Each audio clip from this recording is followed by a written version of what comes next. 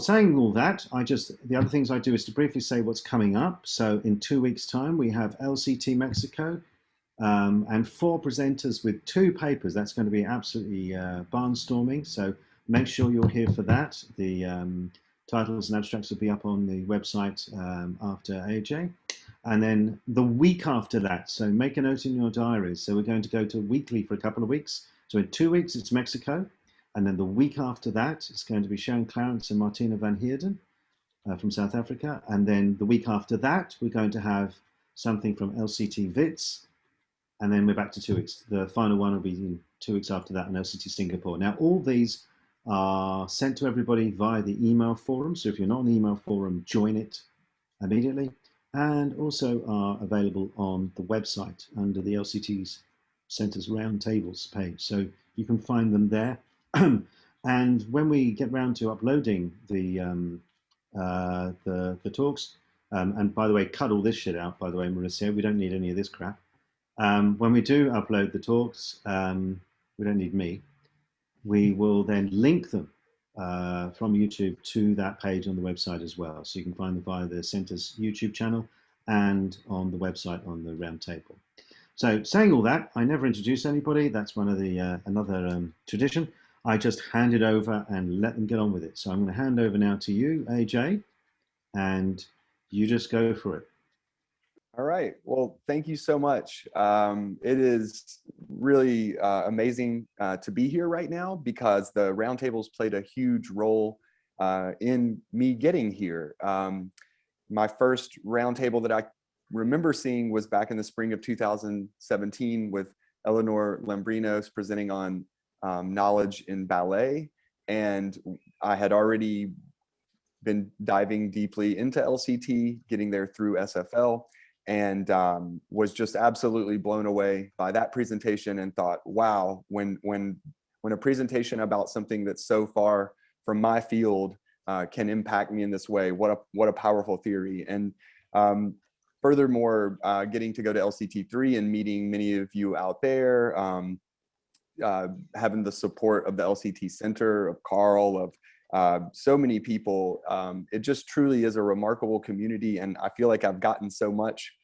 So thanks for being here and being interested in my work, and I hope that I can give back to the community in some way, because I think that this is a remarkable academic community, but it's also just a remarkable community of people. There's just, it seems to me there aren't many places with people as dedicated, generous, kind, working towards important goals. So it's really an honor to be here.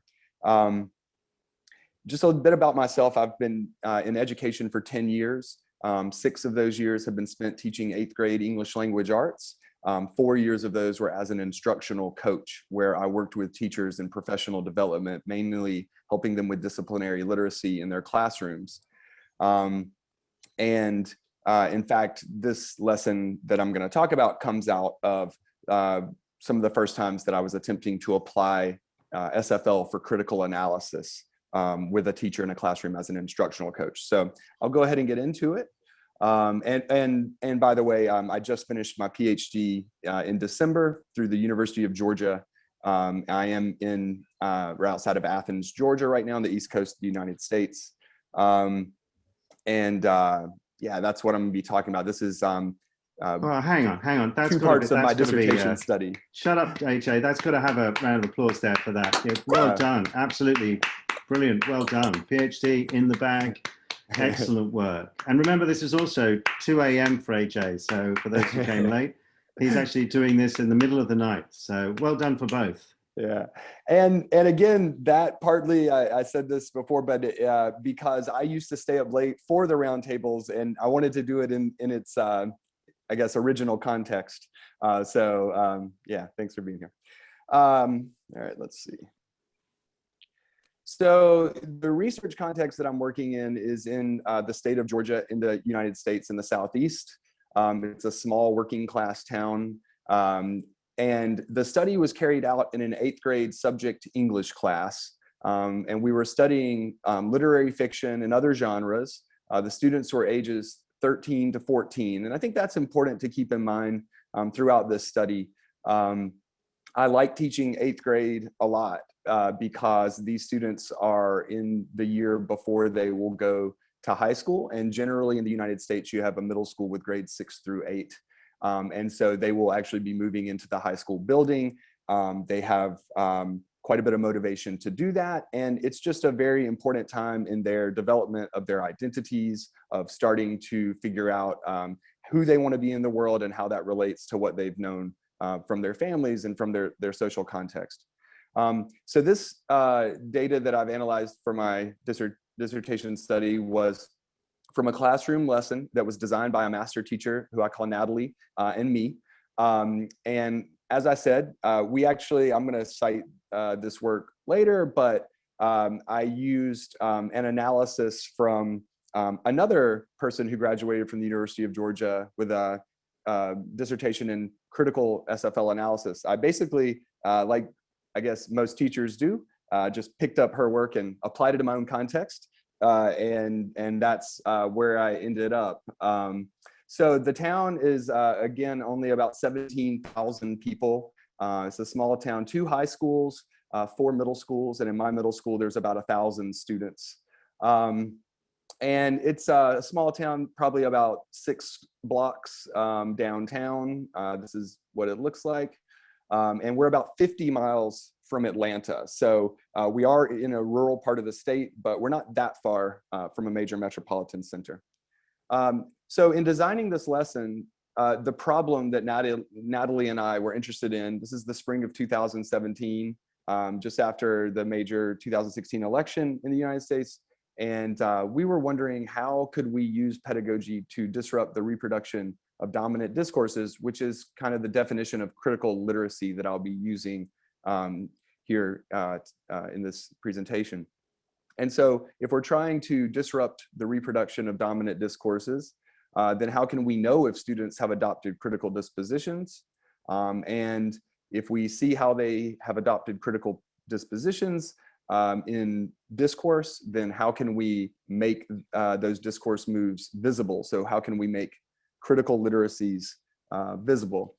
And so again, with the definition of critical that I've been using, the pedagogy needs to help disrupt social injustices or dominant discourses in the broader cultural context as a means for social change. That's kind of the definition I'm looking for. And you may or may not, if depending on how much you keep up with US politics, heard of Georgia. Georgia is the center of a lot of controversy right now and a lot of political changes. Throughout my life, it's been a very conservative place, and it is it seems to be changing in many ways, but not changing in others. And so I pulled this tweet from our Atlanta newspaper, the Atlanta Journal-Constitution, from 3 days ago. It says, Stone Mountain Park, with a giant carving of Robert E. Lee, Stonewall Jackson, and Jefferson Davis, and other tributes to Confederate leaders, has been a cultural flashpoint. Amid nationwide tension, it has increasingly become a magnet for confrontation. And below that, Stone Mountain Park denies permit for Confederate Memorial Day service. It says the Georgia Division of the Sons of Confederate Veterans will not host its annual Confederate Memorial Day service at Stone Mountain Park this year. And the reasons cited were COVID, but also threats of imminent danger. Last year, the event was also canceled. And again, really quickly, the event is to commemorate what are sometimes called Confederate soldiers, Confederate leaders. That was the group of people who attempted to secede from the United States, causing the Civil War over the institution of slavery. And so in Georgia, this park, Stone Mountain Park, and I'm going to show a picture of the mountain there. The mountain is one of the largest granite monoliths in the world. This park was created as a memorial to and to commemorate these Confederate leaders. And for a long time, it has not been as controversial, which is the dominant discourses that I'm kind of talking about.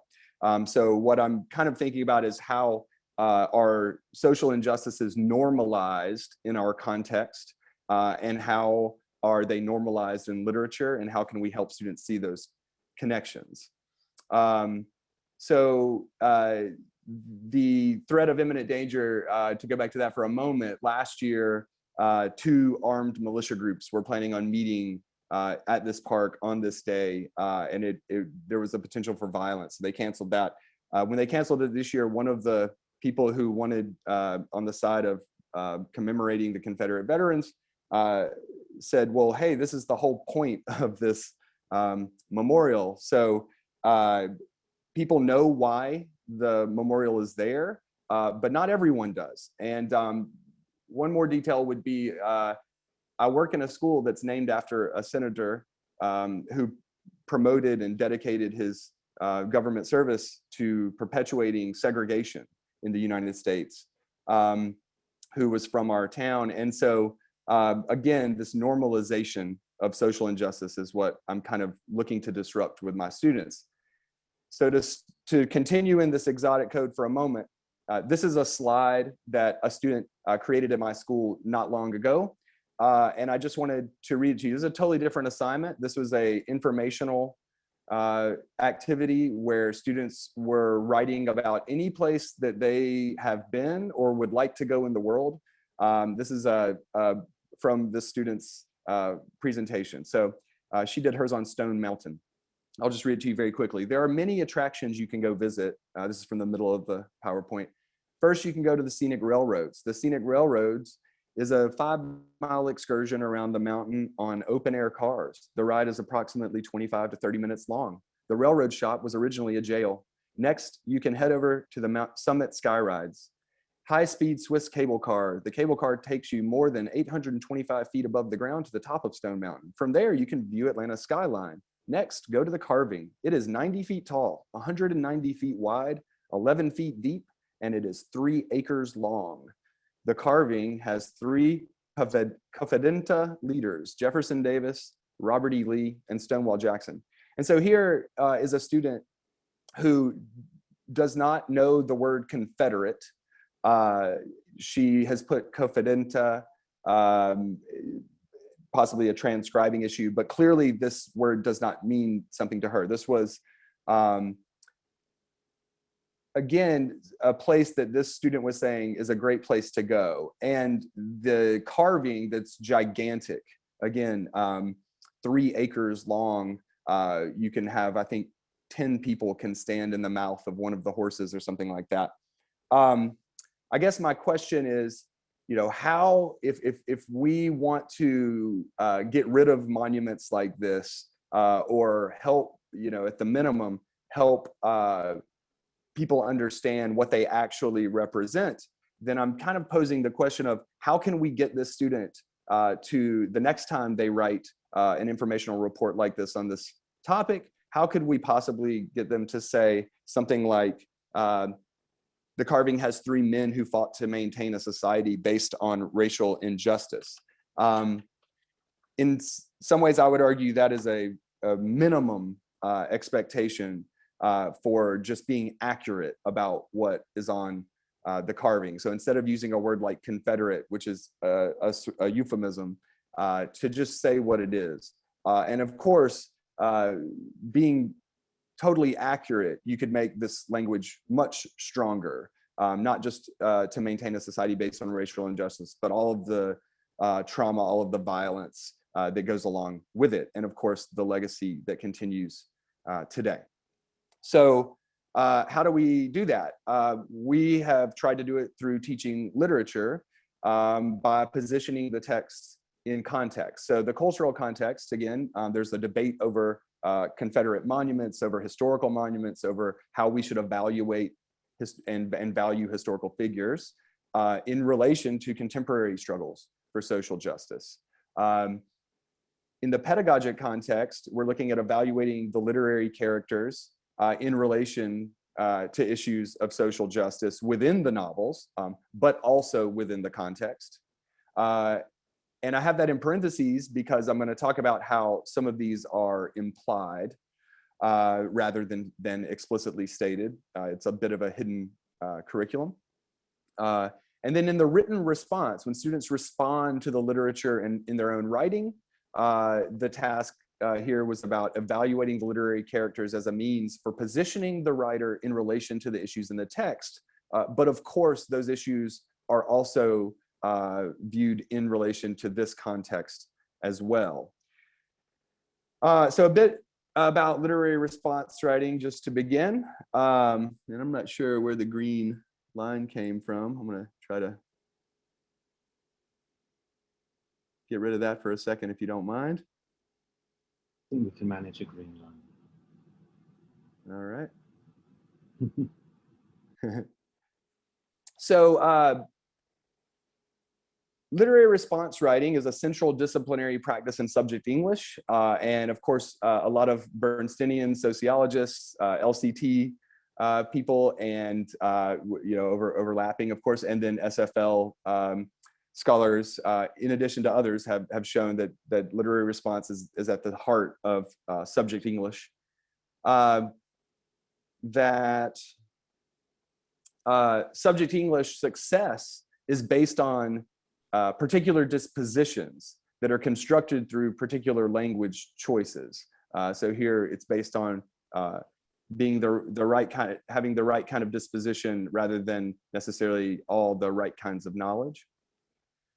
That cultivating these dispositions tends to reproduce normative language practices and mainstream interpretations, and those two tend to go hand in hand.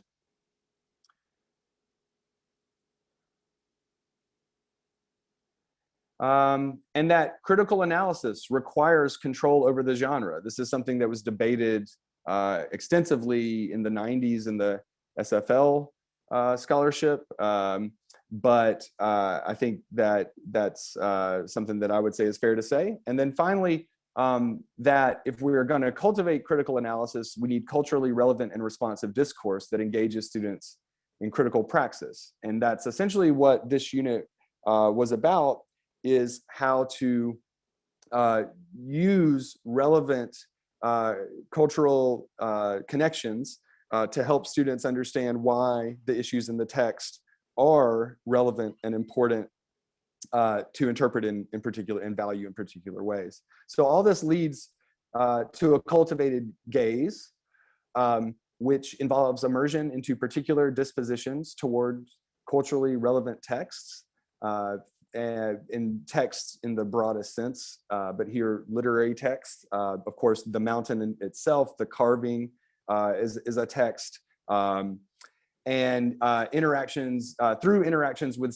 significant knowers. So here, this cultivated gaze is the analysis of literature, which is the stated target, for the purpose of cultivating dispositions towards broader cultural discourses, which is the implicit target, but in some ways it's kind of known that that's what we're doing in literature classes, that we're reading stories that aren't true because they have truth in them. So here, the broader connections, the implicit target is also hidden because it is critical pedagogy. It's intended to disrupt dominant discourses. And so not only is subject English instruction often an invisible pedagogy, but critical pedagogy often is necessarily somewhat invisible or hidden because you can't quite come out in my context and say that this is what you intend to do, which is engage students indirectly in a debate over the evaluation of historical events and figures in connection to the contemporary debate over historical monuments. So over here on the right, we have, the gaze of the learner has to be aware of the pedagogic task, which is character analysis in this case, other knowers, which are the teachers and students in this case, and that would be the other knowers are the teacher being the prime knower, and then other highly successful students who get validated by the teacher. And then of course the text, which here is going to be Harry Potter, which funny enough is not, I've never read an entire Harry Potter novel. The Natalie, who I was working with on this, was a huge Harry Potter fan. And one thing that's funny about that is that these passages about elvish enslavement that we chose, she had essentially kind of forgotten that they existed in the text. And so again, kind of reaffirming the idea that this text does normalize social injustice through elvish enslavement in these ways. So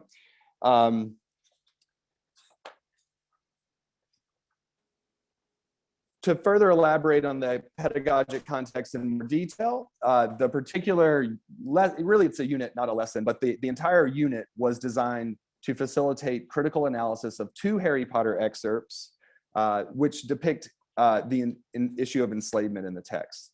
And in the first passage, Harry confronts Creature about a stolen locket. And in the second passage, the friends discuss Hermione's abolitionist organization. Again, we got these passages from the work of Dr. Amber Simmons, who actually teaches in an adjacent county to me, not far away. And I discovered her work as she came to one of my graduate classes and presented. And what Simmons did was had students read entire Harry Potter novels. And then this is in an AP, an advanced placement junior, so 11th grade, 16, 17-year-old students, high achieving students. We wanted to see if we could help our students analyze text in as sophisticated ways as she did with her older and more advanced students. And what Simmons did, I'm not going to go to this too much, but what Simmons did was use identification analysis and appraisal analysis with the students to look at Harry Potter. And then she used the Harry Potter critical analysis as a means for analyzing a canonical text. It was Othello by Shakespeare. And then using that as a means for scaffolding the critical literacy even closer to dominant cultural discourses by analyzing a speech by President Obama. So we actually took, Natalie and I took the analyses that Simmons's students had done, which I found in her dissertation and in her articles, and we used those to guide our instruction, because at this point we were new to SFL and saw that SFL might be a way to help students cultivate critical literacies.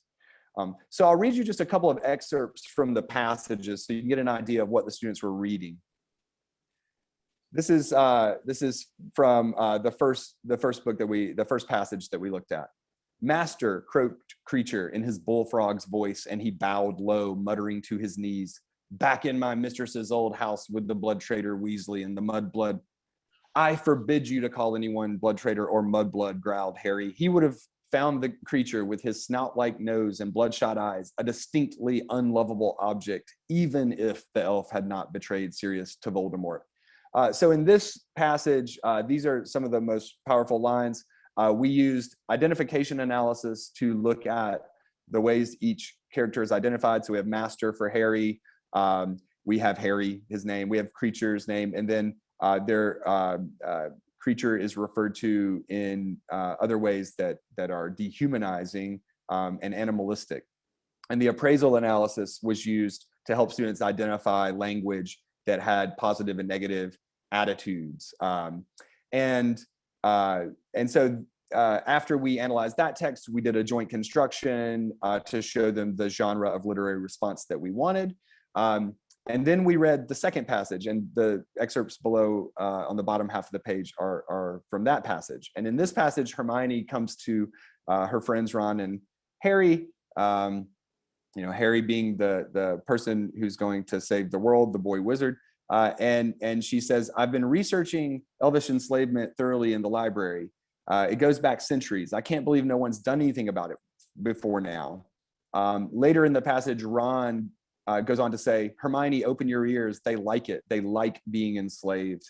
And then in response to what all the students in the class unanimously agree is one social, acceptable side of the issue, which is trying to end enslavement of the elves, versus Ron's really just, it's about as horrible of a statement as you could have. All the students agree that this idea that they like being enslaved on its face is a bad idea. However, in this cultural context, part of the reason that these enslavers can still be etched on stone for all the world to see is because there are ways that people have excused their behavior. So that's kind of the critical aspect we're trying to get at, is if these students can criticize Harry, and especially Ron, but if we can criticize Ron first of all, and then criticize Harry, then maybe we can transfer that over to similar figures from history, and then hopefully other more contemporary issues. So after reading and analyzing the passages, again doing one joint construction, we then asked the students in a kind of hidden way to compare and contrast Hermione's, Ron's, and Harry's views on elvish enslavement. And of course, what we are really after is asking the students to decide, is each character on the side of anti-slavery and pro-abolition, or are they on the side of pro-slavery and anti-abolition? And one thing that I would just bring up is, as I've presented my work and shown it to other people, one thing that's come up a lot is the notion of critical literacy as a journey, as a continuum, as something that people can be critical sometimes and not others, and things like that. And I think that that's a very important point to make. But one of the reasons that I think this is such a powerful analysis and a powerful lesson is because it seems to me that saying that slavery is unconditionally wrong is not an end of a journey towards critical literacy, but one of the first steps. And so, as I said, I'm working with 13 and 14-year-old students, and to have them at this point understand that really in an issue such as one like this, that there are no gray areas, I think is actually quite important. I think it's those gray areas that are allowing us to perpetuate the legacy of these injustices.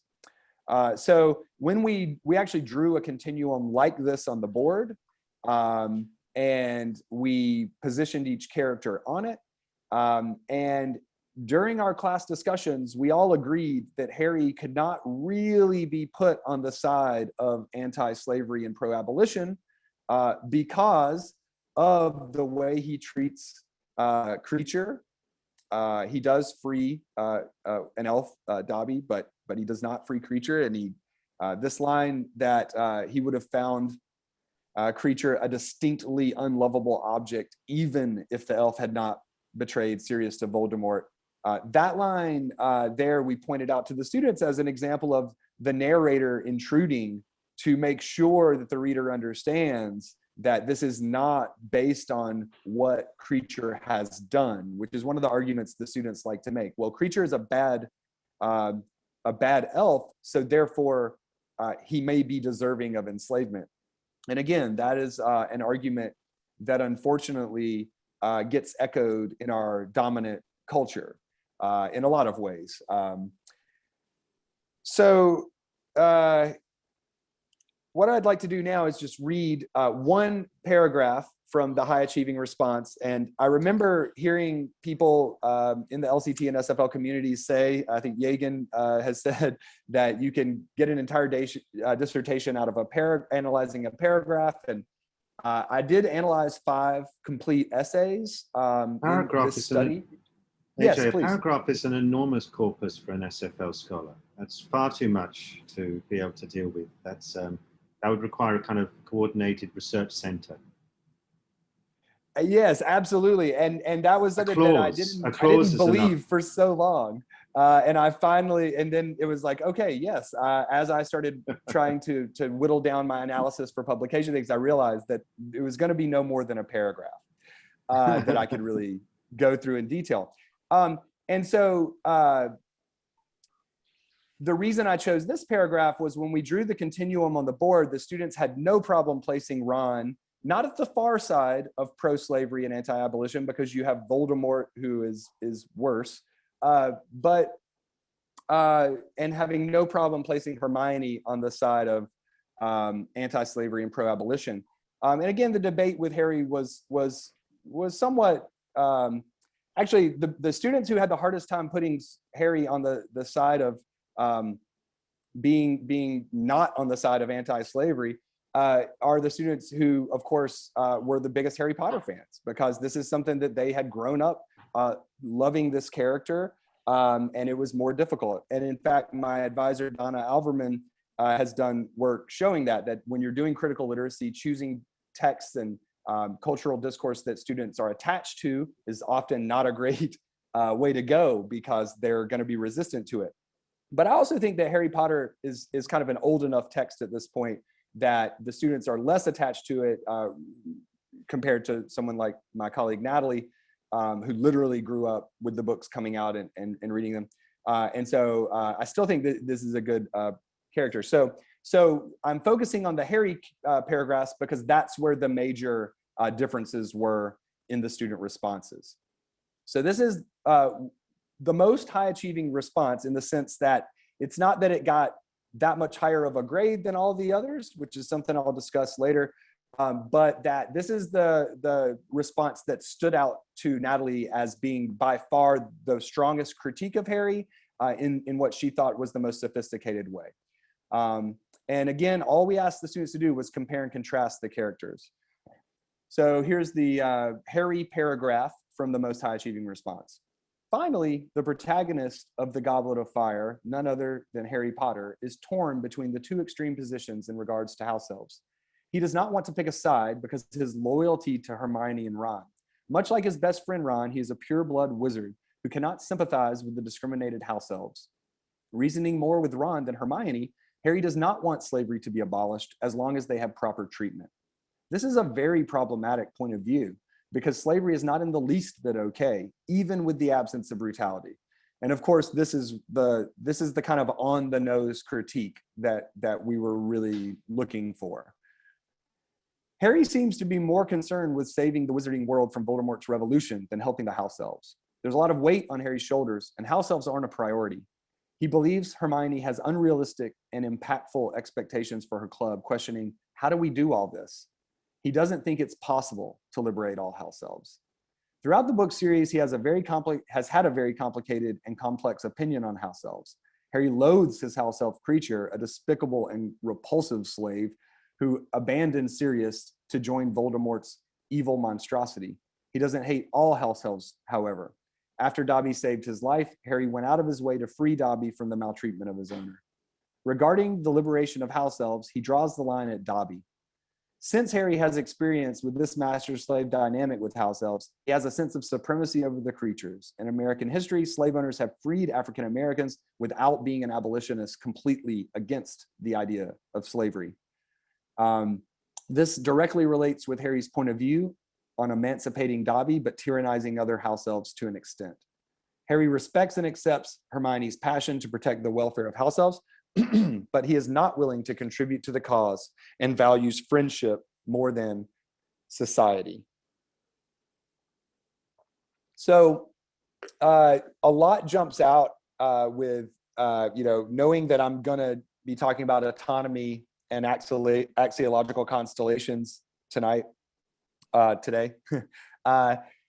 There are lots of negative evaluations throughout this, many positive evaluations throughout, and of course, many areas where the student gets slightly away from the writing prompt.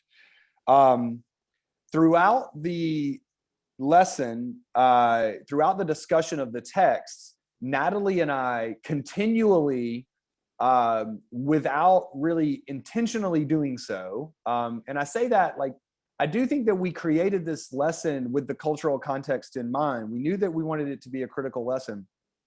But when we got into analyzing the text, we realized that in order to help the students understand why Harry's treatment of the house elves, or Ron's view of the house elves especially, was so despicable, was to relate it to actual life. Otherwise, these are just, characters who really cares. So we found ourselves using connections to the broader cultural context in order to strengthen the axiological semantic density essentially, to help the students realize how important of an issue this is.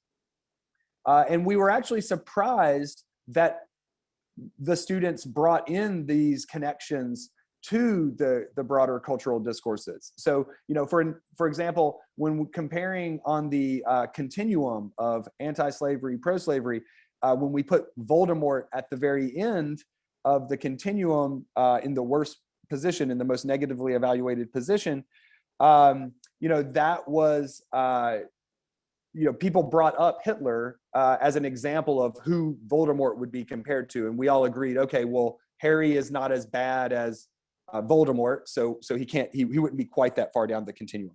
So when students did bring in information like that, we were surprised and realized, oh, this is actually what we would be looking for. So in some ways, this response changed what we thought was possible in the unit. And again, in the 5 essays I analyzed, all of the students referred to outside information at least once. And most of the time it was in connection with Hermione being an abolitionist, and as related to abolitionists in American history. Yeah, all right, so I'll stop there. Can I just ask, AJ? Yes, please. Do you, maybe you did mention this already, and I was thinking while you were doing so, but the question, did it ask the students to explicitly relate to contemporary or American history? It's not even contemporary in this example, but American history about slavery in America. No, it didn't. And in subsequent iterations of the unit, which this unit, I should say, has actually been carried out in dozens of classes at this point with hundreds of students. And part of what LCT helped me realize and SFL is if we analyze the classroom discourse, even when people are doing the same unit, well, the knowledge and the values that are actually legitimated could be quite different. And so this is actually this is a self-reflective unit that helped us realize what we were actually teaching. And what we realized we were actually teaching is actually it was actually my first analysis of all this data was a semantic gravity analysis. And doing that semantic gravity analysis helped us realize that the broadest concept that we were teaching was the notion of just slavery in general. And that wasn't explicit in the unit. And so anyway, to answer your question, Carl, in subsequent units, we have asked students to do that. And then other times we have not. And I think that it comes back to this idea of it being a critical unit, that in my context, to ask students to compare these things explicitly is somewhat of a professional risk. Most, I would argue, school administrators in my context are not keen on having teachers do this kind of work with students. They will allow it, but if they don't want the media attention, perhaps, or something. Yeah, the media attention, or it's really the parents. There's a lot of, again, the dominant discourse is that Stone Mountain is just fine, and that having our school named after a segregationist is just fine. So the critical aspect is that if we come out and say what we're doing, then it exposes us to risk. If we can say that we're just teaching about Harry Potter, then we have kind of plausible deniability. That's a very interesting aspect of the context, and something that I've been really considering with kind of notions of critical literacy and about making these underlying principles visible, but then thinking, well, maybe if I make them visible for myself, I still might not make them visible for my students, depending on the situation. And I think that's up for debate. It's something I'm actually interested in. One other quick question is: do you get any anybody advocating for slavery? Right. So this is actually the crux of the issue. So we don't have anyone advocate for that. And I actually think that this is something that in reading the, Bernsteinian and LCT, Mary Mackin-Hererick and Francis Christie's work, in particular on, subject English being a knower code, and being an invisible pedagogy most of the time, and being based on values, that I actually think we wouldn't allow a student to advocate for slavery, but as you'll see in some of the data, there are ways that students essentially rationalize it or downplay it and things like that. And so I do think that's the line, is if we can all agree this is wrong, then why do we have such trouble criticizing people who do it, right? And that cognitive dissonance is kind of what I see in the broader culture. Does that answer? Yeah. Yeah. Yeah. All right. So the research questions were, okay, how did the student responses, and this paragraph in particular, relate to the targeted content and purpose of the task? So this was my autonomy question. And then how did the students' responses relate to value positions that were aligned with the disposition intended by the unit? I realize now that's a very wordy way of saying, did the students adopt the disposition that we were after in the unit? And to some extent, the strength of those value positions. Somehow I keep. All right. And so I'm going to be using autonomy and axiological constellation analysis to show how applying these concepts can reveal, can answer those questions. So briefly, very briefly, I'll just say that autonomy analysis reveals the degree to which the meanings in this case, in the student text, related to the target content and purpose of the writing task. I have Thomas Jefferson here because Thomas Jefferson became a stand-in for Harry a lot of the time when we discussed these texts. The students and Natalie and I all together. And in some ways, this is the underlying principle of semantic gravity, the way it relates. And I talked about this at LCT-3 a bit, which is that by comparing Harry to Thomas Jefferson, it also weakens the semantic gravity by allowing people to all have a somewhat consensus understanding. And so more people are able to get on board and understand what's going on. And Thomas Jefferson, of course, did do many important things with the Declaration of Independence, with essentially kind of inventing the style of democracy that the U.S. adopted in its Constitution. But of course, he was also an enslaver and an unapologetic one in many ways. The other thing I would say about this is, going back to your question, Carl, this particular year that we did this, and this is the first year we did this unit, the teacher, Natalie, actually continued on with this. And the very next text that they analyzed was the Declaration of Independence. I'm sorry, I think it was first the Monticello website, which is Thomas Jefferson's, his home, which was a huge plantation where he enslaved people for profit. And we analyzed that website, and we analyzed other websites about Thomas Jefferson. And then we looked at she looked at the Declaration of Independence, and then she continued on from there to look at newspaper articles from around the world about the freedom rides. So actually this year, this teacher ended up making, this focus on social justice the central focus of her curriculum. So this was actually one of the most explicit kind of years for us doing this. And actually the movement into the Thomas Jefferson texts, central texts, were because of the connections that we saw the students making, and she was kind of building on that.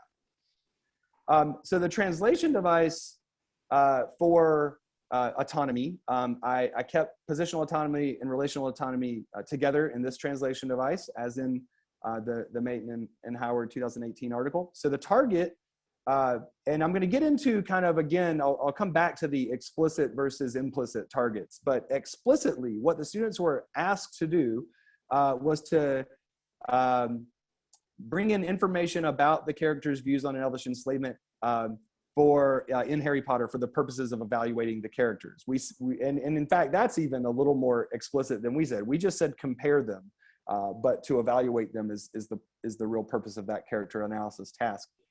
And then that means that anything else is non-target. So any information that's not directly related to the character's views on elvish enslavement in Harry Potter for the purposes of evaluating the characters.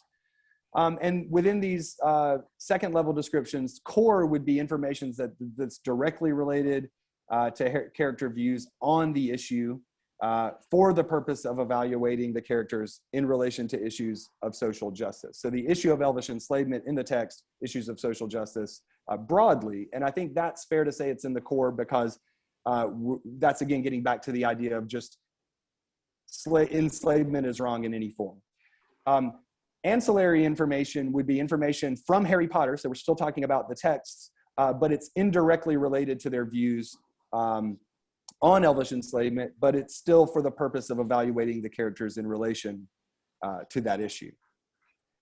So in the non-target category, we have associated information. This is information indirectly related to Harry Potter or the social issue, one or the other, but also indirectly used for the purpose of evaluating the characters in relation to issues of social justice. So it's still not, it's not explicit, but it is being used that way, whereas unassociated was information unrelated to character views and issues of social justice, and also not for the purpose of evaluating the characters in relation to issues of social justice. And the way that this plays out on the autonomy plane is in the sovereign code.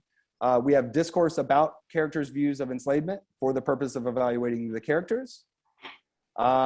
Moving counterclockwise, the projected code would be discourse about characters' views of enslavement, but not for the purpose of evaluating the characters. The exotic code is where you would find the totally unassociated information, discourse unrelated to character views of enslavement and not for the purpose of evaluating characters, and actually unrelated to Harry Potter at all, and not for the purpose of evaluating the characters. And then the interjected code, discourse unrelated to character views of enslavement, but for the purpose of evaluating the characters. And so the movements between, there really was, in all of this student writing, there was really no completely unassociated information, although some students did go into the exotic code, but it's these movements between the sovereign and interjected that were most dominant, and between the sovereign, exotic, and interjected that were most powerful. There was less, or very few details that were in the projected code. So I'm going to give a few examples. And again, because I'm doing two analyses, I'm going to go through these. I'm only going to give a few examples and talk about how the autonomy analysis then worked along with and we're moving on in time very quickly, with the axiological constellation analysis. So here's one non-target pathway. This was in paragraph 1 of the high achieving essay. So I'm actually going to back out to a different example than that particular paragraph. So this is how the student starts their essay. They say, one of the most dependable things in our lives is our morals. We make most of our choices based around these ideas that we as individuals have determined to be right or wrong. So this is unassociated information, but it's still related to the topic in the sense that this student is showing that they know that this task is actually about evaluating the characters morally, that it's not just comparing them, but that's what it's really about. And this is more of a philosophical statement. We have nothing about Harry Potter here, and we have nothing about the particular issue here. So this is in the exotic code. And unfortunately, the student doesn't bring this into the introductory code. The sentence immediately after just jumps into the sovereign code. So what we would work on with that student would be how to take this, make this into more of an autonomy tour than like an autonomy teleport into another. So we need a cohesive tie there. Can I just, so that's can I just jump in to say yes, please. That's a really useful example of sometimes a poor reading, if reading at all, of autonomy, of the autonomy plane, is to somehow think that the exotic code is common sense knowledge or everyday knowledge or something like that, which it certainly is not. It's got nothing to do with, you know, disciplinary knowledge is the top right. Sovereign codes have nothing to do with being disciplinary knowledge. Or, in fact, no code is. No code is connected to academic knowledge. You know, if I go down, if I was in a social situation, which is hard to imagine, but if I was, and I brought in, you know, and I was doing small talk, which I'm terrible at, and I managed to bring in some academic ideas, some theoretical stuff. I talked about, you know, the reason why you're upset about your job is, you know, could be explained through the Marxist theory of alienation, for example. I'd be in very high disciplinary academic knowledge, but it would be completely, you know, like certainly would be PA minus, it'd be non-target content for a start, because it's the target in that social situation is nothing to do with disciplinary. So I think it's just an interesting example you've got here, because that's quite abstract sort of writing. It's kind of rather generalized, you know, it could be almost sort of philosophical. It could be like a philosophical discussion, you know. Hang on a second, Yeah. I'll mute Steve. It could be like a theoretical discussion. But here, in this context, because you've set the target where you have, it's an exotic code. So I'm just using that as a sort of, using you as a little jumping point to say, if anybody here thinks that, you know, that different forms of knowledge are somehow locked onto a part of the plane, they're wrong. It's got nothing to do with that. And here's a good example of quite generalized form of knowledge practice that is actually exotic for your task. Yeah, I'm glad you said that, because the first time that I presented an autonomy analysis, I was actually talking about it in disciplinary terms. And I was saying, this student has brought in information from the discipline of philosophy or something like that. And in fact, you know, one of the comments that I got after the presentation was super helpful. The person said, well, actually, that knowledge is still a part of subject English, because subject English is such a porous and open subject. And so I think you're exactly right that you know, even this move is still actually within the disciplinary knowledge, the disciplinary literacy. It doesn't have anything to do with that. So like you said, it's Carl, it's about the target of this particular situation, not saying that any information like this would always be exotic code in any subject English text, because that would. That's a really good point, AJ. I mean, I'm going to do an online discussion in a week's time. Bit of an advert there about a Q&A about people's problems or questions about autonomy.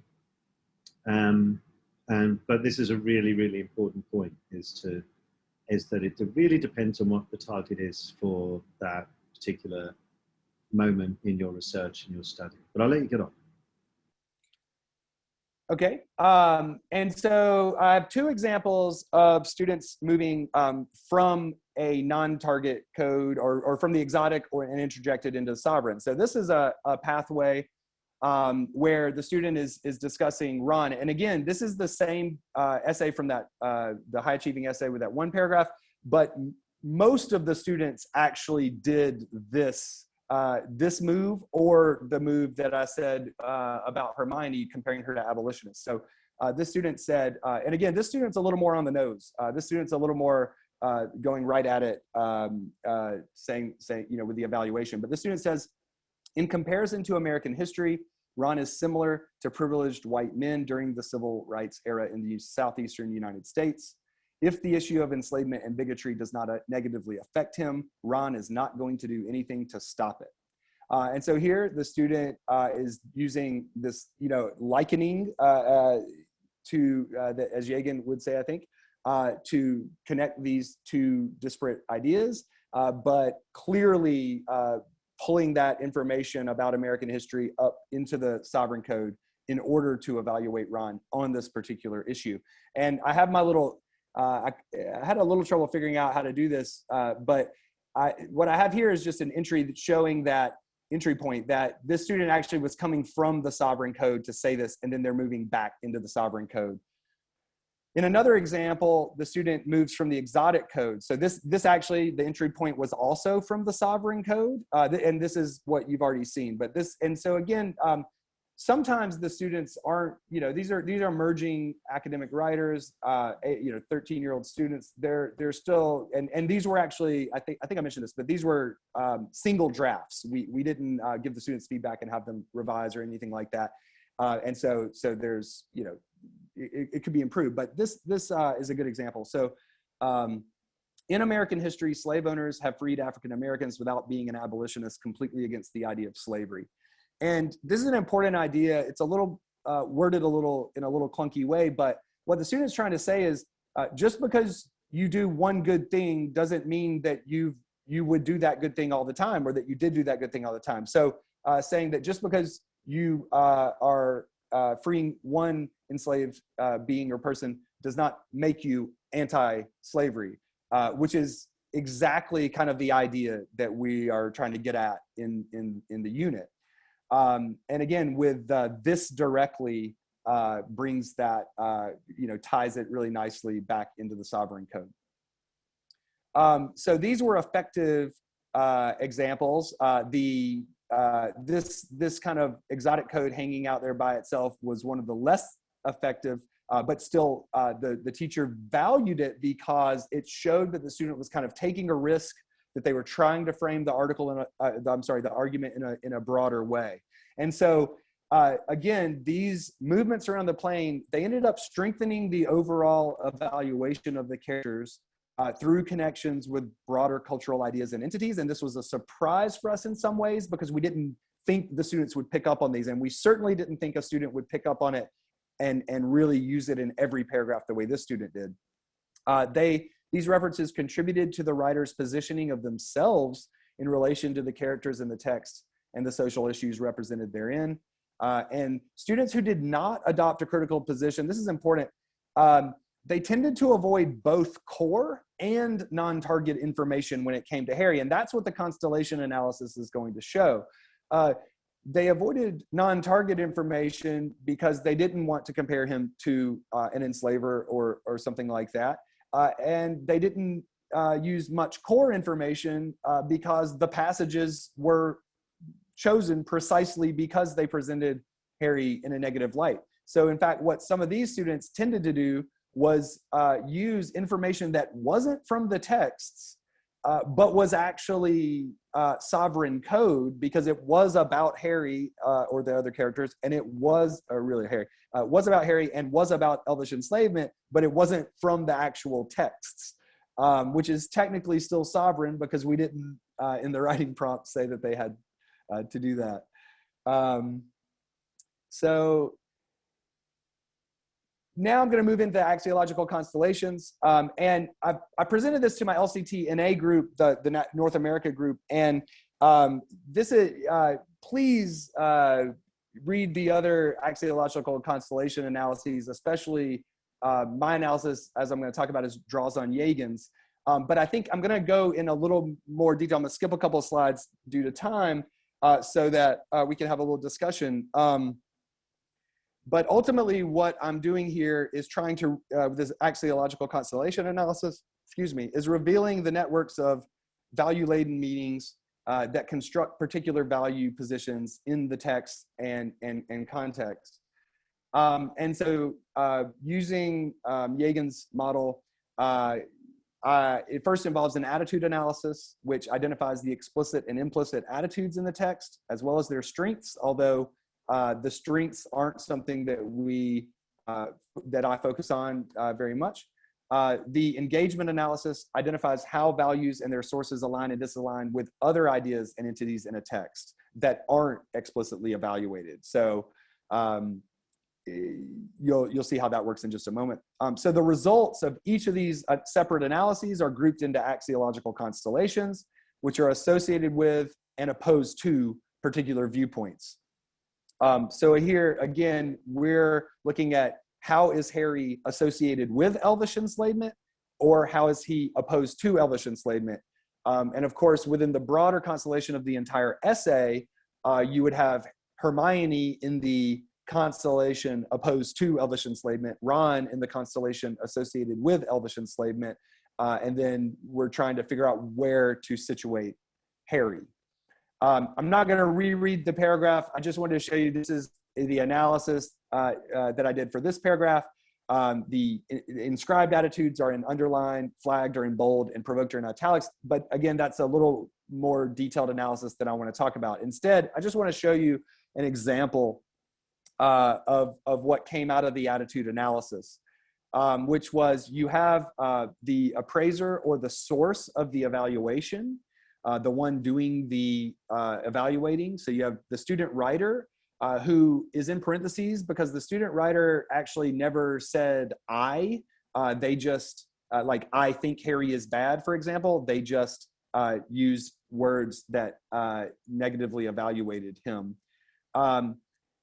And then Harry is also over here on the left because the student attributes Harry as seeing certain things as negative and positive, right? So here what we have in this table is the student writer themselves evaluates Harry negatively, the discrimination against house elves negatively.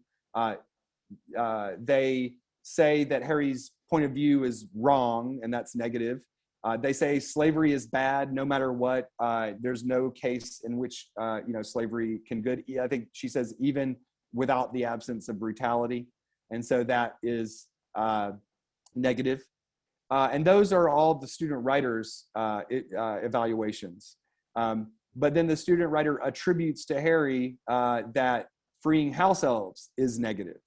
All right, so this is him believing that it's negative. That friendship is positive. That Hermione's expectations are negative. They're too high. And that Hermione's passion is positive. And so what's interesting here, the reason that this one example is contradictory is that I've highlighted red are all the things that in this pedagogic context, so if you're trying to do what Natalie and I wanted you to do, which is negatively evaluate Harry, then all of these are negative. So friendship is actually positive for Harry, as the table shows, but negative in the pedagogic context because it's what keeps him from doing what we kind of all agree is the right thing. He doesn't want to make his friends mad. Whereas Hermione's passion is something Harry views as positive, but it's something that the student writer and the pedagogic context also views as positive. So that's one small example of the attitude analysis. And the second part was the engagement analysis. And here again, I don't think I have time to go through all of this, but I wanted to show this. There are actually, so you have positive and negative attitude, but in addition to those, you have other linguistic resources. And again, Yagan's article goes into way more detail than this in Accessing Academic Discourse. Highly recommend reading it. But you have projection, which is going to align the person making the projection with whatever is said. All right, so alignment between the proposition and the source. You can have distancing, where the writer uses words like, Harry, he assumes they enjoy being enslaved to show that they are actually disaligning with this idea, which it would be a negative charge. They can disclaim, so they can just directly say this is not the case. So here, slavery is not in the least bit okay. So the student writer disaligns and negatively evaluates slavery. And here, proclaim, since Harry has this experience, he has a sense of supremacy. So here, the source, Harry, is aligning with a sense of supremacy over the elves, which means that for Harry, it's a positive charge. And again, it gets kind of weird because, of course, that would be a negative charge within the positive, within the pedagogic context. So to get out of the weeds a little bit, in general, what we're looking for in the constellation analysis, the engagement part, is looking at how a source like Harry, if Harry aligns with Ron, we've already established in a previous paragraph that Ron is pro-slavery, so therefore Harry is pro-slavery because he aligns with Ron. Harry aligns with this statement, how do we do all this, which the students tend to interpret as anti-abolition, like how do we do all this, as if it's too big of a thing to do. But other students, again, getting back to the students who didn't evaluate Harry negatively, other students really liked to use this very ambiguous phrase to say, well, maybe Harry's actually saying, how do we do all this? He actually wants to know how he can contribute to the solution. But you know, as the I guess as the prime knower in this situation, as I don't think that's really an accurate reading of the text. So again, a word like tyrannizing actually would be attitude. So I think I've got a little mistake there. But friendship, again, anti-abolition. It's associated, if Harry's associated with friendship, then he's associated, implied association with anti-abolition, and he's associated with enslavers. They say slave owners, I just change it. So that means he's associated with pro-slavery. So together, what you have is explicitly evaluated information, and then information that is associated with explicitly evaluated information. And all of these, of course, were negative in the context. That's why I highlighted those red there as well.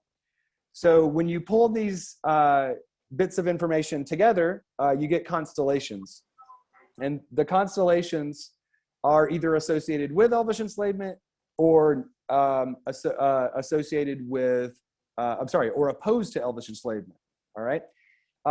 But within this constellation associated with elvish enslavement, you can actually think about this left-hand side, if it's aligning with elvish being associated with elvish enslavement, that's pretty clear. It's associated with elvish enslavement. But over here is basically anything that's not associated with elvish enslavement.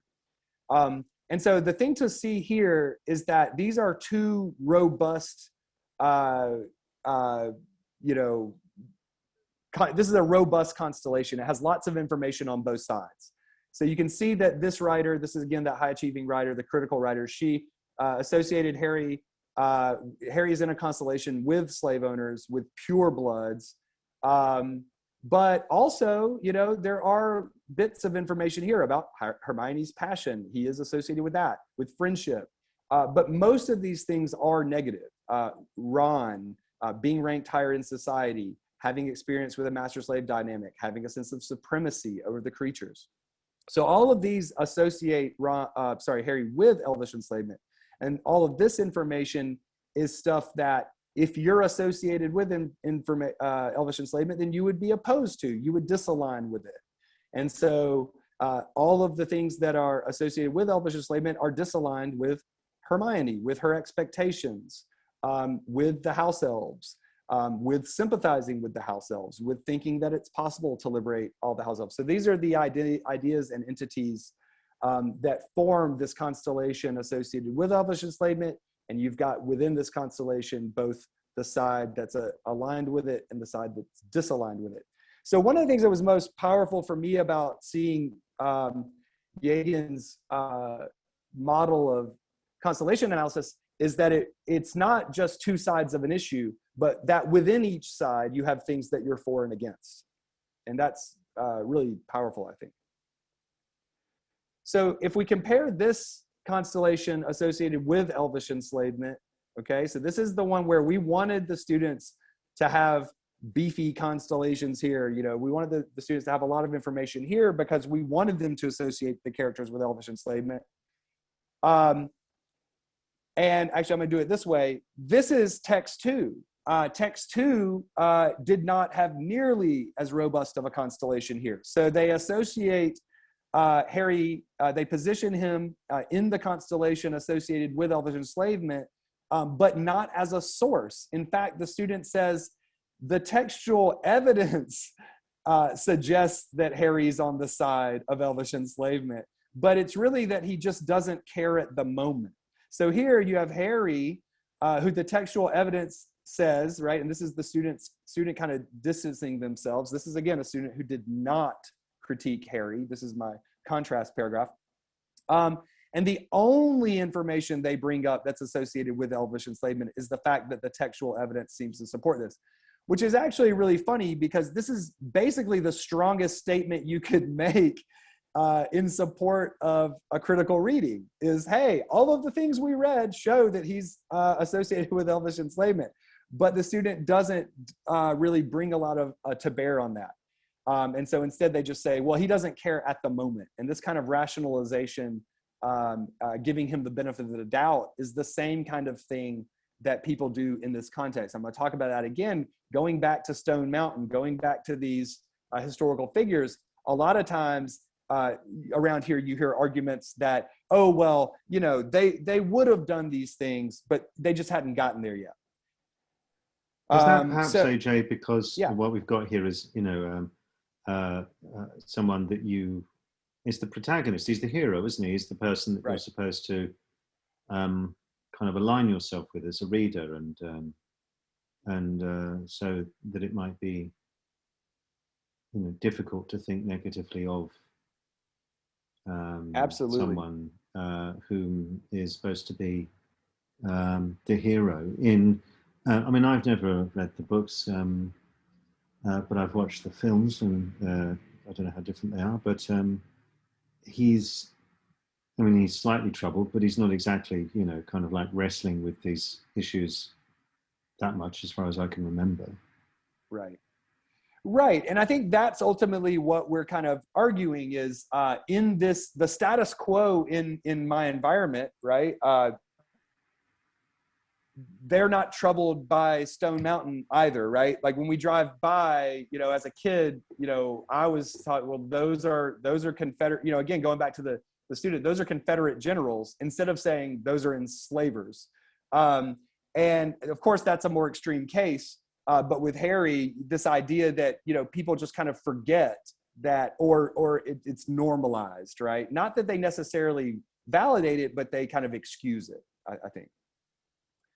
So to go back to text 1, we have the constellations opposed to elvish enslavement. So again, this would be the constellation that is the good side.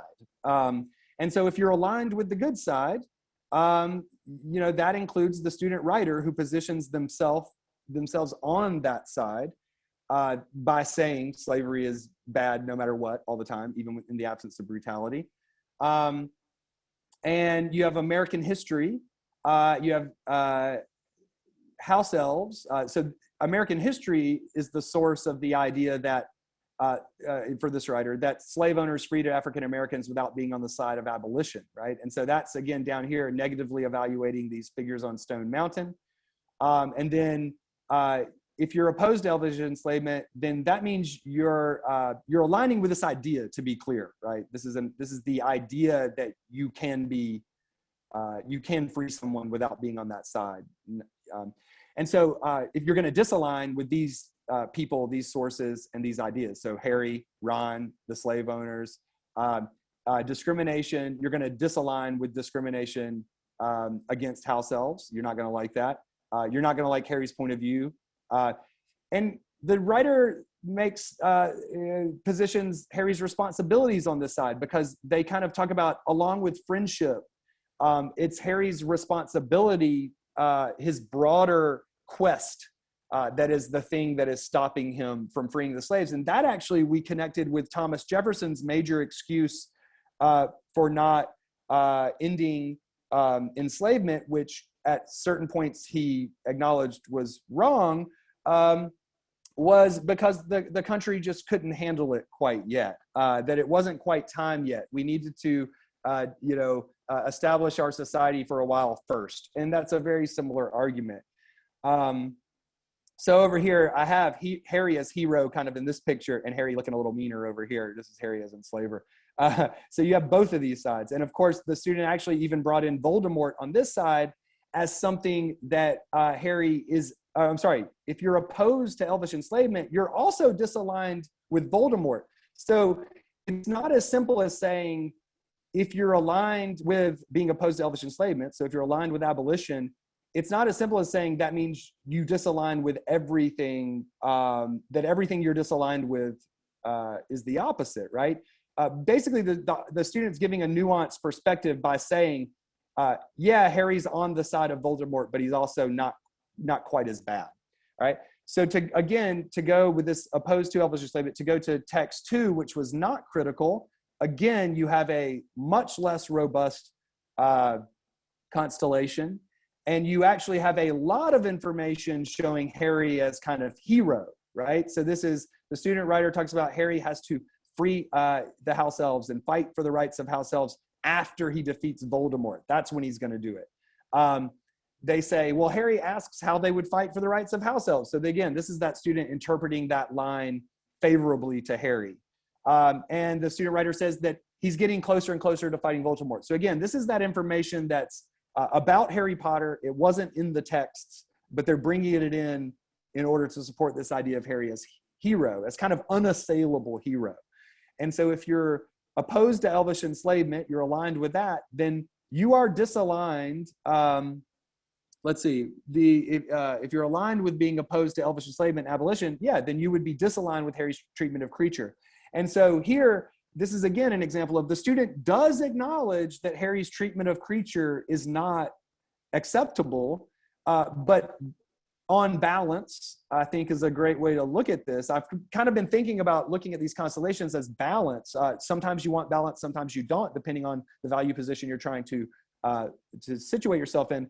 But here we can see that in both constellations for text 2, the student has more or equal information about good things about Harry that position him not on the side of elvish enslavement than the side that does. So it's again this idea of downplaying and emphasizing these multiple aspects of the different sides of the issue. And I know I'm running out of time, and it's good because I'm pretty much done.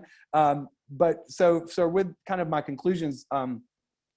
So in this analysis, successful text, this is just for the constellation analysis, discuss positive and negative aspects of Harry's character while clearly situating him within the constellation associated with elvish enslavement. But less successful texts tended to downplay, rationalize, or ignore negative aspects of Harry's character and situate him within the constellations associated with and opposed to elvish enslavement. Again, the downplaying is a big part of what goes on in this context. So in this critical unit, there were differences between the planned and enacted curriculum, as well as between the stated and implicit learning objectives and outcomes. And it actually showed that there were a range of value positions that were constructed in the classroom discourse.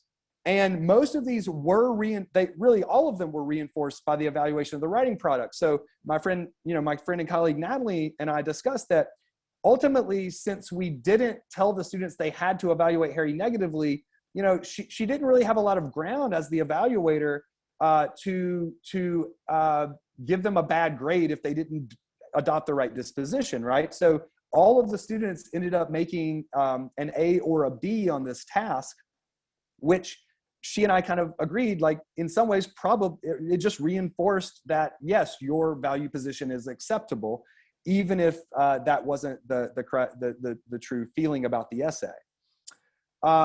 And the way that I've done this, and I'll mention this again in a minute, but while I'm thinking about it is, so it isn't that we've decided to put that explicitly in the writing product, so now we can give kids bad grades and fail them if they don't adopt our disposition. But what it's done is this whole analysis has just helped make these pathways visible. So now we can talk with students and help them understand the constellations that they're situating themselves and Harry in.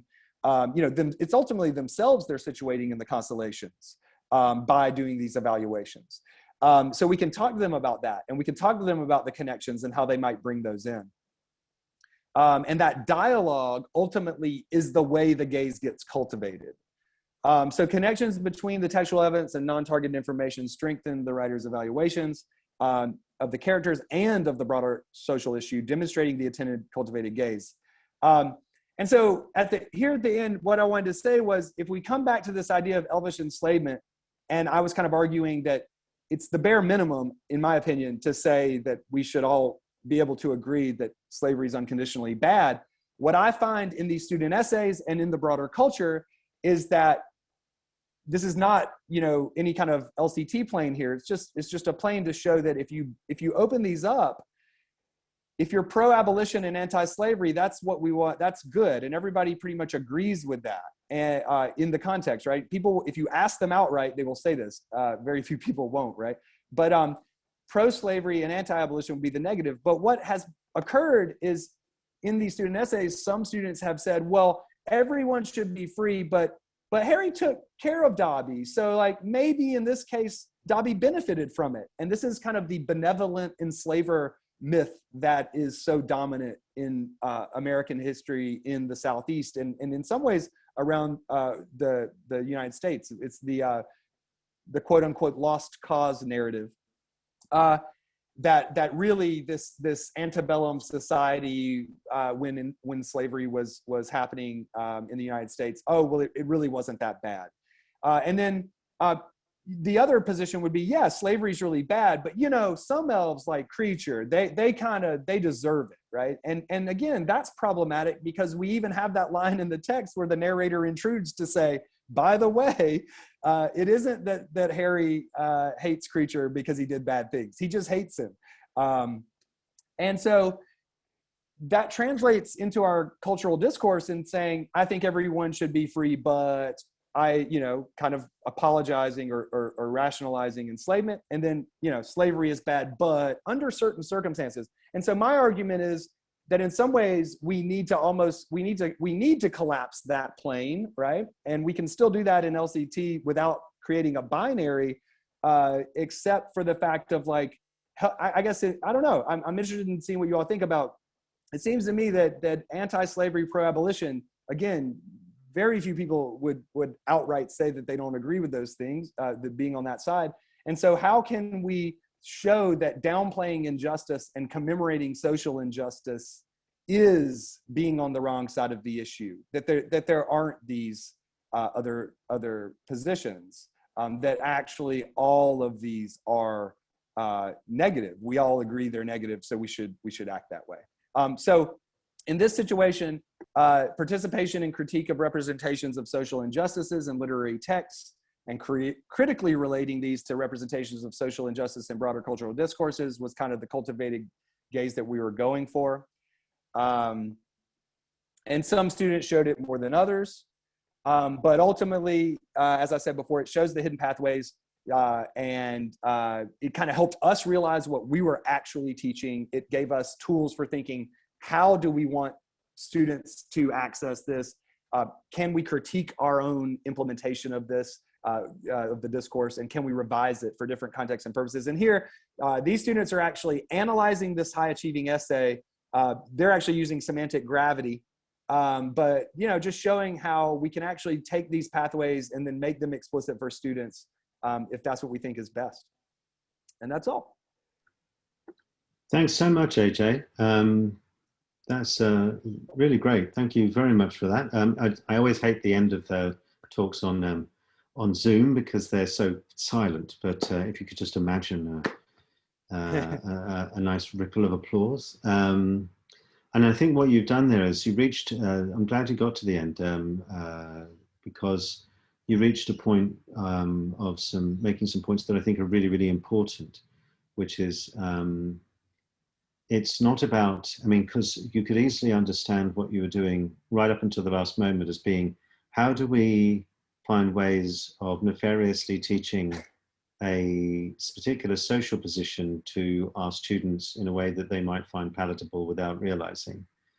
But really what you're doing actually is to make the invisible visible, which is like a key issue for LCTs. How do we make the invisible visible? Which is, I think we did it in two ways. One, make the visible positions that are normally hidden, such as those two that you talked about that are not simply for or against, but kind of, sort of against but, and for but sort of thing. So they're making those positions really visible because they are quite often hidden away in that kind of binary of good or bad. And also make visible the plus and the minus. They're sort of, the negative and positive charging that you've got going on there. There's a part of me that sort of slightly winces when you say we would all agree slavery is really bad, because I've done so much reading in ancient Greek and Roman that I'm instantly go, I forget they're not here, but I'd instantly go, well, no, actually, for 1,000 years, Roman slavery was incredibly successful and assumed. I don't think it's a good idea, but I mean, it's it's like just a slight note on that one, which is and that's, I guess, what I'm getting at is, unfortunately, those kinds of ideas are just barely below the surface, right? And again, I guess what I'm getting at is here. I mean, I know people who would be willing to go pretty much there with, not much push, but I guess what I'm saying is it's socially unacceptable, actually, for the first time in history, but again, that's the battle that's happening right now in my context. And making that explicit and visible, I think, is really, really important. But before I carry on, Sam, just because I could just chat about this for ages, I want to just ask if anybody wants to say anything or has a question or wants to jump in, just please do. Paul? Yeah, I'd just like to ask a little bit more. You touched on it in your slide about how you then use this, actually echoing it back to students as feedback, because you sort of said you were using semantic gravity at the end, and one of the things I kind of put as a comment, I wonder if you were showing autonomy tours as feedback to the students, possibly not in the abstract form you were showing them here, but it just seems like it certainly helped me a lot, never having done anything to do with literary analysis, to understand, what it was all about, and would it help the students just to see those quadrants and the different movements that were being made, and why making movements like that was a sort of positive thing to be doing in an essay. Yes, I actually haven't with this unit. So I just returned to my own classroom last year, which of course got disrupted at the end of the year. And it's interesting though. Last year, the way I used this knowledge was for my own, again, like basically doing all this work through dialogue with the students rather than as an explicit unit. Last year, I told my students they could bring this information in if they liked, but they didn't have to. Again, kind of like nudging in that direction. But what I found, especially the constellations were able to help me do too, was to say to students, what I'm seeing, this is how I see you positioning, yourself and the characters in this argument. Is this really the way you want to position yourself? Because look at what you're aligning with. So not with autonomy.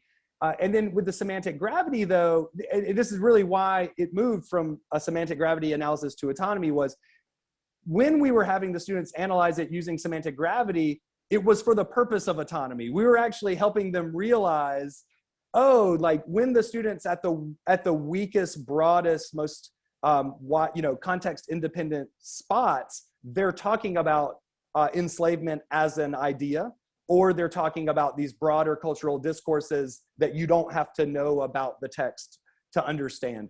So it's funny, I was like using semantic gravity for purposes of autonomy in some ways there, or I don't know, to help realize that. So the answer is no, but I would like to. And again, right now I'm just grappling with a little bit of like how, I do believe that one of the things about this was helping me, when you have that line down the middle of saying to myself as a critical reflection, how can I ensure that the discourse that I'm using in class is not reinforcing ideas that are on the wrong side, right? Because as you teach literature, it's complicated, and sometimes it's very difficult to help to guide students, you know, and navigate them through these kind of complicated cultural waters. So I don't know. I hope that answers your question. But it's something that I look forward to do. And I have drawn autonomy planes on the board for my students, mainly when talking about how you can use I did it this year with showing how anecdotes can be used at the start of like a argument, you know, an exposition or a discussion argument, how starting off topic non-target can help. Yeah, okay, thanks. I just think it's really interesting how some of this could be used as feedback, and I mean, semantic waves, somebody else had said as well, just sort of using waves as a form of feedback I've started doing over the last year to help me explain what I'm looking for. And I found that seems to really help. So it's just really interests me how we can sort of use different aspects of this explicitly, pedagogically, as a way of giving really strong feedback to students and helping them understand. No, I really like that idea. I think those are kind of the next steps that I'm looking forward to. Okay, thanks. Thanks, Paul. Anybody can just jump in, or if you want to put your little hand up on the thing that you can do on the reactions, you can do that, or just jump in. Thanks for that, AJ.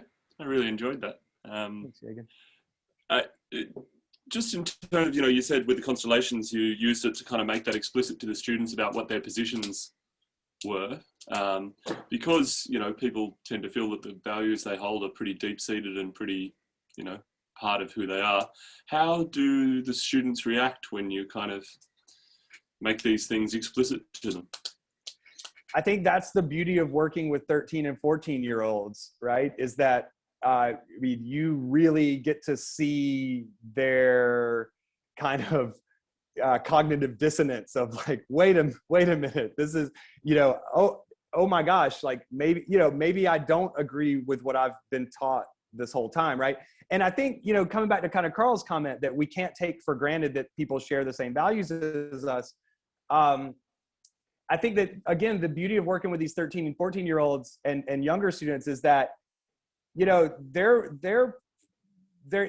don't have their guards up enough to know when they're getting roped into a constellation, right? So, you know, Jagan, I mentioned this to you, I don't know, in a message, I think on Twitter or something like that, but like doing this analysis during a political election, you know, this last election in the United States was like, oh my gosh, like looking at yard signs and looking at the way stickers and things show what side you're on, right? Is I think that the students haven't quite been able to build up their own, you know, situate themselves in constellations in such guarded ways.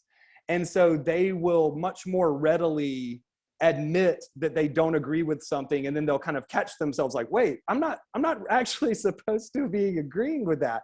And so, yeah, coming down to these fundamental principles of like freedom and enslavement, we kind of start there as like, can we just all agree on this, right? And once we've kind of established that consensus, we kind of use that, you know, as the norm. And like I said, in the cultural context, that is the consensus. Yes, you know, oppression is wrong, but of course, that's not the way it gets played out. So yeah, I think part of it might be that they just don't have their defenses up quite as well, or yeah, maybe another way of saying is they aren't as secure in their identities, you know. But yeah, there is definitely resistance, but I think it's actually, I'm able to help them maybe not rationalize in ways that are quite so offensive, getting them to play up Harry's negativity. I can kind of work both sides of it, whatever side they kind of need, I think. And again, but I've found that that's most useful through one-on-one dialogue with students, not as a whole class, right? Like, and that's when I can really like connect with that student and kind of respond in a way that I think that student's going to be able to receive. Aretha, do you want to jump in? Thanks so much, AJ. That's really interesting. I'm looking at English literature at university. So yeah, so we've got lots of links. Yeah, I appreciate some comments that you gave me several years ago, and I never got back, but they actually, I did use them, and it was helpful. Oh, cool. So anyway, nice to see you again. Yeah. Cool.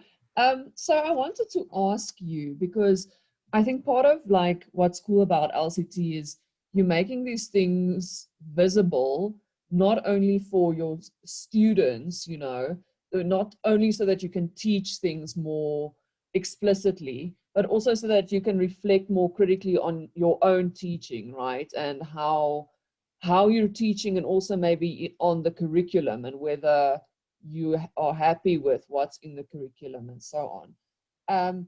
So I wanted to ask about like one thing that struck me is it seems that what you're after is more teaching critical literacy than teaching literary analysis. I don't know if you'd agree with that. Yeah, I would agree with that. Yeah, and this was again like an attempt. I didn't talk about this hardly at all, but the first attempt to use SFL as a form of critical analysis, giving them that tool for literary analysis, so that they could make more evidence-based claims in their literary response. Yeah.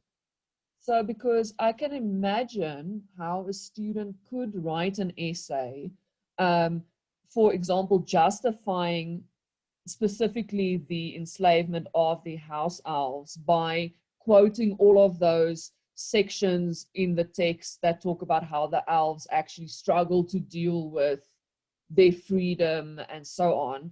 And you could actually have something that kind of substantiates, you know, like an argument that is relatively logical in its structure, and it's using the text to support its argument, but it's taking on a completely different position to what you've envisioned, you know, for the what you're trying to teach students. And I was wondering about how you would evaluate something like that, and also I wanted to ask about how you feel about the idea about whether you're teaching critical literacy or whether you are just indoctrinating students into a different set of values, and what if there's possibly a risk of students kind of just picking up on what it is that you want, the position that you want them to take, and just giving that back to you so that they can get the marks without actually changing their personal values. Yeah. Sorry, that was I say fake it till you make it, right? Like that, truly. So again, I guess I would lean back on the theory of the cultivated gaze, right? Is that if we can get them to fake it, outer voice becomes inner voice, right? So like, if we can get them to say it enough, they'll eventually believe it, because that's the way it happened the other way, right?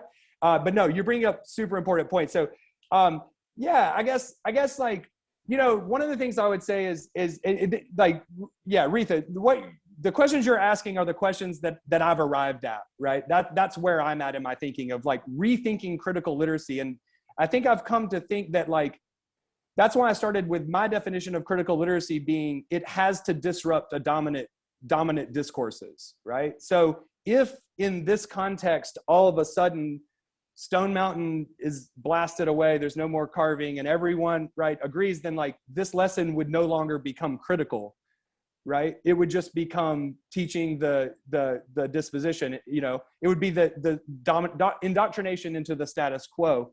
But at that point, I guess, you know, I don't know if we're ever going to make it there, but if we do make it to that society, then wouldn't we, you know, I guess like what I'm thinking is like, wouldn't we want to indoctrinate students in, you know, indoctrinate is a strong word, I think, but I guess coming back to the idea that if we're always teaching values no matter what, then we certainly as teachers, this is coming back to your question about critical self-reflection, right? Is, well, because I know a lot of teachers whose absolute stance is the students can't know my value position and I will never tell them one.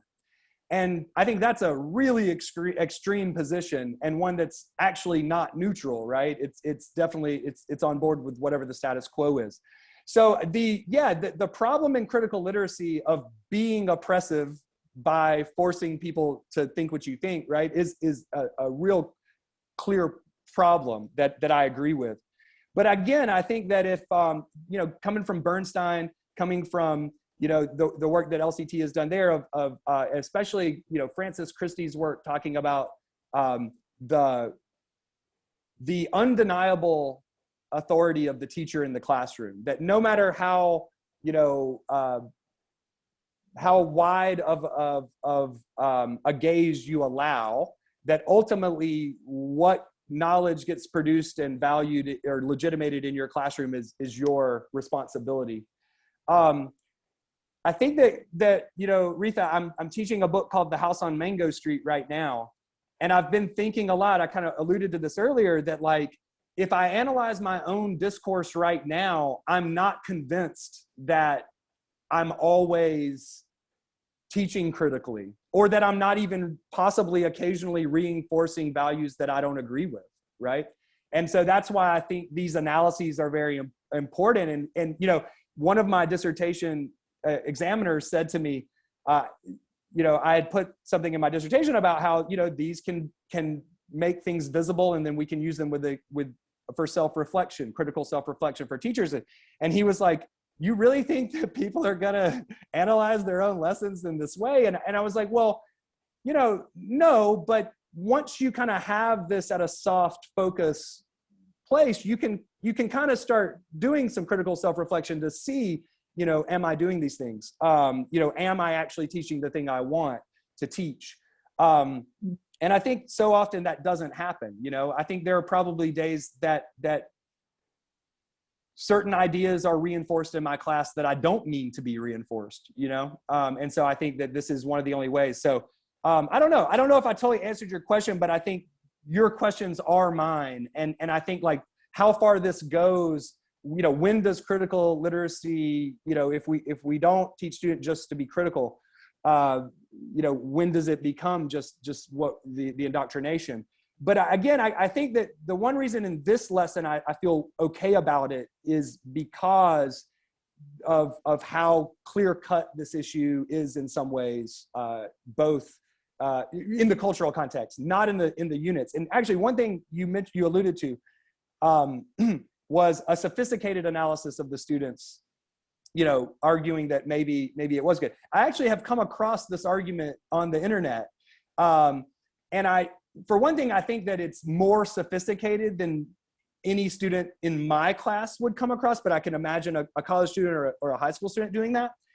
And I guess I would say that it depends on the analysis, right? If I as Carl kind of mentioned earlier, I don't think that I could accept a student arguing that slavery is okay.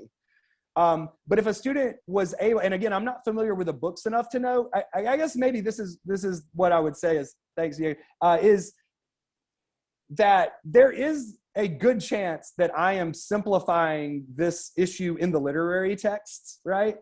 In a way that's not doing due diligence. But, we're only reading 2 passages. And again, that in itself is not doing due diligence to the larger text and these kinds of things. So, clearly we have an agenda in this unit. And I think that in the AP version, from Simmons, where we got this unit, I think that in that class, she would probably be more willing to allow for some of those sophisticated analyses. So I think for me, it is like, I'm not going to say that I would be unopen to that, but I don't think that I don't know how I would live with myself as a teacher if I allowed a student to write that enslavement is a good thing, right? But saying that it's a good thing for this person in this case, as opposed to this other alternative, is a different argument, I think, right? And I don't think it's very nuanced. I think that the danger is, in this context, those are the kinds of arguments that constantly get made about the past, right? Is that the benevolent enslaver, that these things weren't bad, So So I feel pretty passionate about combating those types of rationalizations. Yeah. I've got to bring us to a close because we are now 20 minutes beyond our normal running time. Thank you for everybody for staying. I think there is an entire discussion here about sort of, means and ends, value and fact, and all this sort of stuff. It made me think, for example, that in philosophy you would merrily set a goal of asking students to make a case for something quite horrendous, or in law you would make a case for the defense of Eichmann or somebody like that, which one might not want to do at all as a layperson. So, but the thing I think the thing is that LCT, I've always made a very sharp distinction between the concepts and conjectures, and said it's a toolkit, and you are wanting to do a particular thing, and you're making it visible what you're doing, and I think that's what it's all about. If that's what you're going to teach, then you're going to make it explicit and visible and help the students to achieve. And open myself up to critique, right? Which is why Aretha's comment was so good, because ultimately that is what this is all about, is that critical self-reflection. Exactly. So it's making the invisible visible, and I think that's extremely important. Thank you so much, by the way, AJ, for staying up to a brutal time of night. It's almost 4 a.m. for you now, and thank you everyone for joining in, and for those who were here earlier as well. And I hope to see you all in a couple of weeks' time. And again, what we'll do is Mauricio will take a copy of the chat, will you please, Mauricio? And send it to AJ so we can have a look at some of the comments later on. And anybody can get in touch with AJ on his email or via the email forum as well. So thank you so much, AJ. I really appreciate that. It was really interesting. I think it's really fascinating to see autonomy being used, and well done for managing to stay, with just the one thing, because it's so asked for specialization, it's so asked for semantics, it kind of begs for all these things to be used, but you only need as much theory as people can handle at any one moment. So I think it's a good, example of how to focus. One of the key things about LCT is just to focus on what you're doing right now, and then other things can be analyzed later. So well done. Thanks very much. And thanks everybody for being here. So it was a kind of silent round of applause. Well done. I hate Zoom, but it does enable us to have a much larger audience and to engage internationally. So I think that's fabulous. Well done, AJ. Amazing. Thank you all so much. I look forward to the chat and to continue to critically reflect and push this forward. So thank you all so much. I'm fascinated by the slavery thing, because I was just reading the other day about slavery, about, they don't really understand how Roman slavery survived so long, and they think that it's probably something to do with the fact that